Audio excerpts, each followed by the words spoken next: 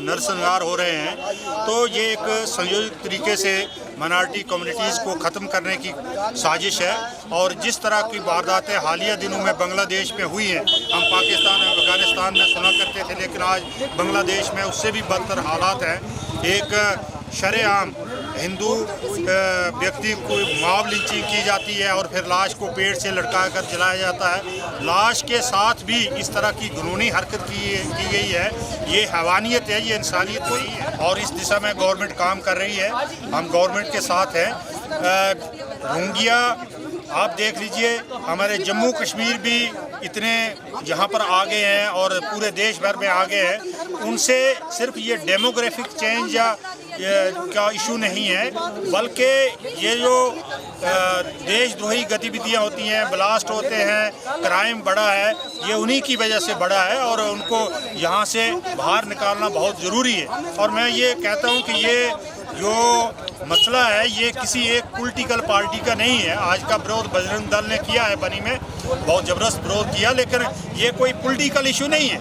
ये अगर हिंदुस्तान को हमें सुरक्षित करना है, अगर हिंदुस्तान में जो हमारे जितने भी लोग रहे हैं उनको सुरक्षित रखना है, तो ये एक सब पार्टियों को इस पर गंभीरता से विचार करने चाहिए। मैंने जिक्र किया जैसे सिटीजन अमेंडमेंट एक्ट लाया था तो बहुत सारी पार्टियों ने मुद्दा उठाया था कि ये गलत है। मुझे कहिए, अगर हिंदू के साथ अत्याचार अफगानिस्तान में, पाकिस्तान में या बांग्लादेश में होता है तो वो हिंदू कहाँ सुरक्षित है? अगर जो एक ही मात्र हिंदू राष्ट्र है हिंदुस्तान, वहाँ पर भी हिंदू को हम शरण नहीं देंगे तो और कहाँ देंगे? इसलिए मुझे लगता है कि इस विषय को गंभीरता से लेना चाहिए और गवर्नमेंट ने लिया भी है, लेकिन हमारे समाज को भी जागरूक होना चाहिए। हम में से भी कुछ जयचंद होते हैं जो हमारे समाज को तोड़ने की कोशिश करते हैं। मैं यही अपील करूंगा कि हिंदू समाज को एक होना पड़ेगा।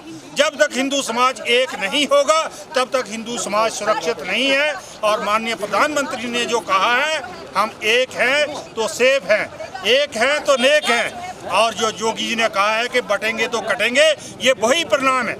जब हिंदू बटा है तब हिंदू कटा है। इसलिए हमारे समाज को एक होना पड़ेगा। जिस तरह हमारे बांग्लादेश में एक हिंदू की निर्मम हत्या की गई है, तो इसी के बारे में हमने ये प्रोटेस्ट रखा था कि उसकी गलती क्या थी और उसने किया क्या था वैसा कि उनकी बीच चौराहे में लेकर और उनकी हत्या की गई है और उनको जिंदा जलाया गया है। और आए दिन में सर आप देख रहे हैं बांग्लादेश में हफ्ते की 2-3 हत्या तो होती है। तो वो बांग्लादेश भी किसी के बाप का नहीं है, वो भी हमारे भारत का एक टुकड़ा गया है।